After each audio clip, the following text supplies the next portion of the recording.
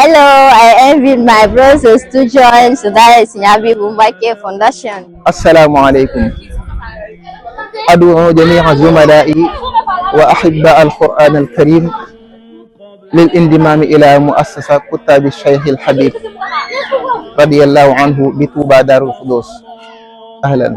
J'invite mes frères Ndongo Dara et tous les amateurs du Coran à rejoindre la fondation Daara Serigne Habibou Mbacké Touba Darou Khoudoss. Merci. maa ngi woo sama bokki ndongo yëpp ñu ñëw bokk ci fondation Daara Serigne Habibou ndax mooy liy jëmale kanam liggéeyu daara ji. aleykum wa rahmatullah mbokk yi maa ngi woo sama bokki donga yi fu ñu mën a nekk ci àdduna ci fondation bi nga xam ne mooy doxal Daara Serigne Habibou pour ñoom ñëpp ñu ñëw bokk si. asalaamaaleykum wa rahmatullah maa ngi woo sama mbokki donga yëpp ak fu ñu mën a nekk ci àdduna ñu ñëw bokk ci fondation Daara Serigne Habibou ndax mooy liy jëmale daara ji kanam.